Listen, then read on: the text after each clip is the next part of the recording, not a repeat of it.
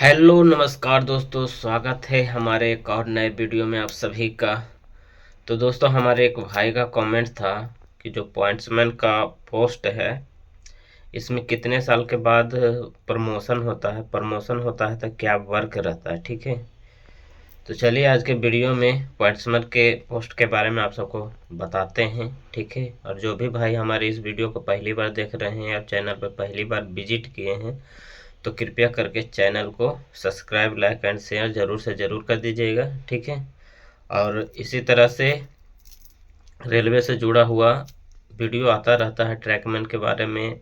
Group D का जितना भी पोस्ट है हर एक पोस्ट के बारे में बताता रहता हूँ, और कौन सा पोस्ट का कैसा कैसा वर्क है, कैसे प्रमोशन होता है, क्या क्या होता है, सभी चीज़ हमारे इस चैनल पे आता रहता है। ठीक है, तो चलिए ज़्यादा देरी नहीं करते हुए आप सबको बताते हैं कि पॉइंट्समैन का वर्क जो है कैसा रहता है और प्रमोशन कितने साल पर होता है। ठीक है, और बहुत सारे भाई अभी ग्रुप डी का एग्ज़ाम दे रहे हैं और ग्रुप डी में कुछ दिन के बाद आएंगे, तो ज़रूरी नहीं है कि खाली ट्रैकमैन मिलेगा।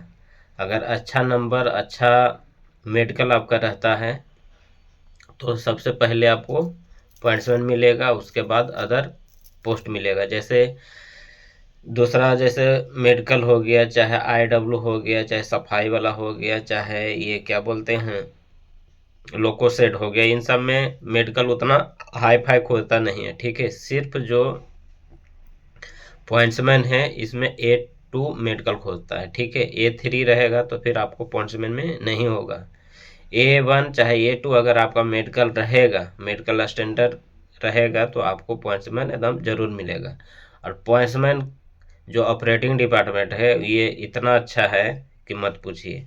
अगर आपके पास BA चाहे 12वीं पास हैं, अच्छा 50% नंबर से ज़्यादा है 12वीं में, ठीक है, 50% प्लस नंबर है, तो आपको आसानी से गार्ड ड्राइवर गार्ड में हो जाएगा, TT में हो जाएगा और स्टेशन मास्टर में होगा। अगर ग्रेजुएशन कर रखे हैं तो स्टेशन मास्टर एकदम फिक्स है कि 4-5 साल में आपको स्टेशन मास्टर बनना ही बनना है। बस थोड़ा सा मेहनत करने की ज़रूरत है। और जो भी क्वेश्चन आता है डिपार्टमेंटल LDC से, उसमें सिर्फ पॉइंट्समैन के लोग ही भरते हैं। LDC से जितना भी रेलवे में वैकेंसी निकलता है वो जो भी डिपार्टमेंट के लोग रहते हैं वही सिर्फ भरते हैं। जैसे इंजीनियरिंग डिपार्टमेंट है तो LDC से JEE के लिए निकलता है, चाहे ब्लैक स्मिथ के लिए निकलता है, तो सिर्फ इंजीनियरिंग डिपार्टमेंट के लोग ही भरते हैं। बाकी LDC से जैसे ऑपरेटिंग डिपार्टमेंट में जिसको पॉइंट्समैन बोलते हैं, गार्ड का हो गया, स्टेशन मास्टर का हो गया, TT का हो गया, अगर ये सब निकलता है तो सिर्फ पॉइंट्समैन लोग ही भरते हैं। जितने भी आपके डिवीज़न में पॉइंट्समैन का सीट है वही सिर्फ भरता है। तो प्लस पॉइंट ये है, और प्लस पॉइंट ये है कि जो ऑपरेटिंग डिपार्टमेंट है पॉइंट्समैन है उसका ज़्यादा वैकेंसी नहीं रहता है। जैसे 250, 300, 500 अगर जो भी डिपार्टमेंटल वैकेंसी निकलता है तो उसमें आधा से ज़्यादा खाली रह जाता है। तो आसानी से जो भी पॉइंट्समैन हैं ऑपरेटिंग डिपार्टमेंट के लोग हैं, आसानी से उसमें सभी का हो जाता है। अभी कुछ दिन पहले निकला था, TT का निकला था और गार्ड का निकला था, तो जितना सीट था लगभग 250 प्लस था सीट। ठीक है, 250 प्लस सीट था, लेकिन जब जितना भी सोलापुर डिवीज़न है, सोलापुर डिवीज़न में उतना 300 लड़का फॉर्म फिलअप किया था, उसमें से सभी का हुआ, सिर्फ 50 लोगों का नहीं हुआ। जो पढ़े लिखे थे सभी का हो गया। ठीक है, और सीट आधा खाली रह गया, आधा से ज़्यादा खाली रह गया। तो पॉइंट्समैन में यही फ़ायदा होता है कि जितना सीट निकलता है उससे कम ही एम्प्लॉय रहते हैं और आसानी से इसमें हो जाता है। और बहुत अच्छा पोस्ट है, वर्क भी उतना हार्ड वर्क नहीं इसमें करना पड़ता है।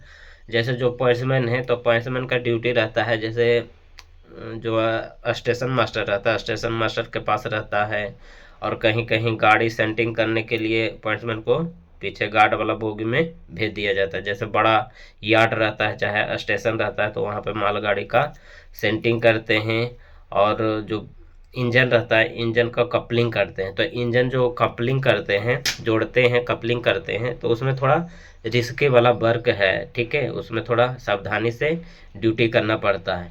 और मैं आप सबको बता देता हूँ, जितना भी ग्रुप डी का पोस्ट है लगभग सभी में रिस्की और सतर्की वाला ड्यूटी है। जैसे ट्रैकमैन हो गया, टीआरडी हो गया, ये सब, ये दोनों पोस्ट ऐसा है कि सबसे ज़्यादा रिस्की, सबसे हार्ड वर्क इसमें करना पड़ता है। बाकी CNW हो गया, पैट्समैन हो गया, SNT हो गया, तो SNT वालों को भी ट्रैक पे ही ड्यूटी रहता है, तो उसमें भी सावधानी बरतना पड़ता है।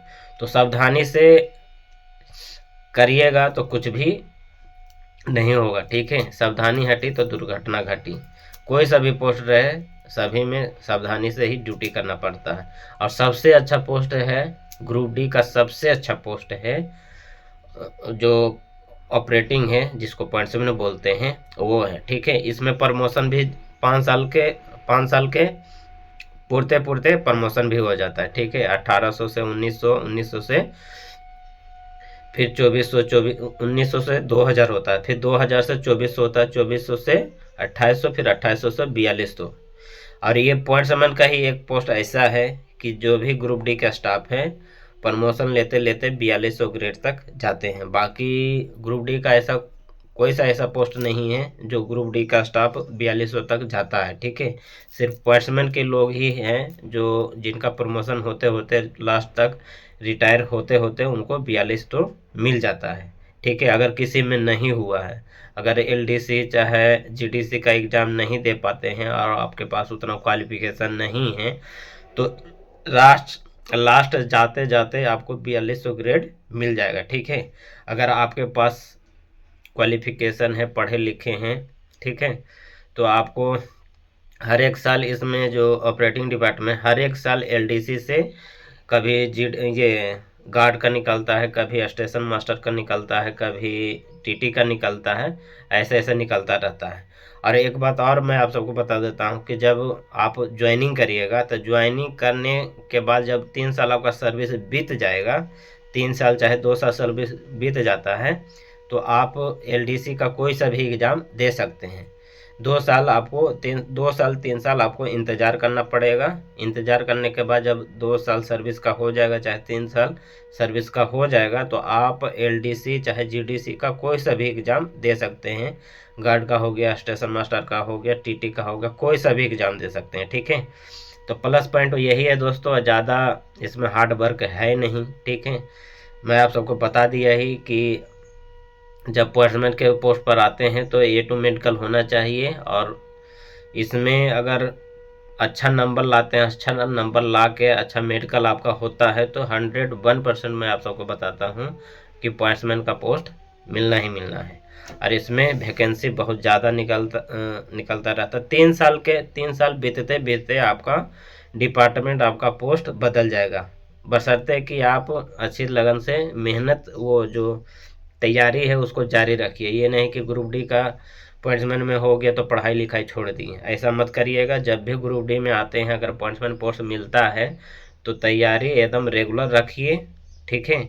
और इसमें बाहर का क्वेश्चन नहीं पूछता है। इसमें जो LDC का एग्ज़ाम दीजिएगा, जैसे पॉइंट्समैन का हो गया, तो पॉइंट्समैन का जो भी वर्क रहता है, जो भी पॉइंट्समैन का वर्क आप करिएगा 3 साल में, तो उसी के बारे में आपको पूछा जाएगा, ठीक है। सिग्नल कैसे दिखाते हैं, और सिग्नल कितने दूरों पर, होम सिग्नल कहाँ पर रहता है, और बहुत सिग्नल के बारे में ही पूछा जाता है, ठीक है। सिग्नल कैसा रहता है, कितने तरह का सिग्नल रहता है, रेलवे के बारे में पूछा जाता है। जो आप वर्क करिएगा 3 साल में, उसी के बारे में पूछा जाएगा।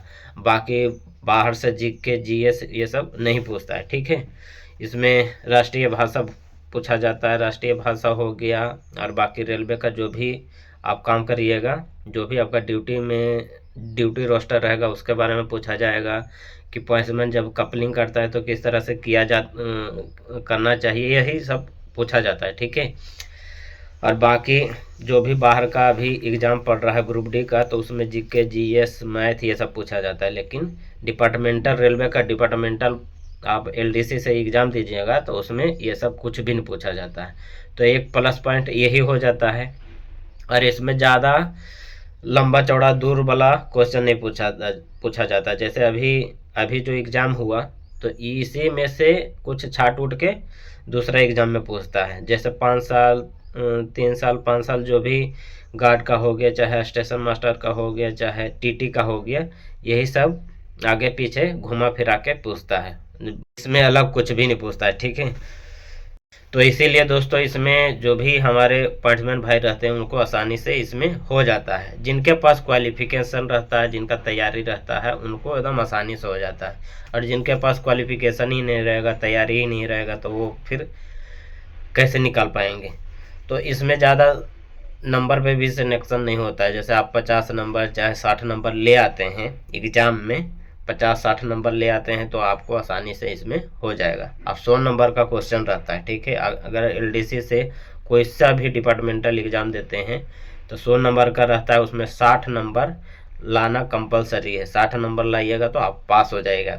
60 नंबर से कम लाते हैं, ठीक है, 60 नंबर से कम लाइएगा तो फिर आपको फेल कर दिया जाएगा। और उसमें देखा जाएगा कि सीट कितना, जैसे 250 है तो 250 में अगर 250 ही लड़का बैठा और 60 नंबर से भी कम लाता है तो उसको फिर उसमें सिलेक्शन ले लिया जाता है।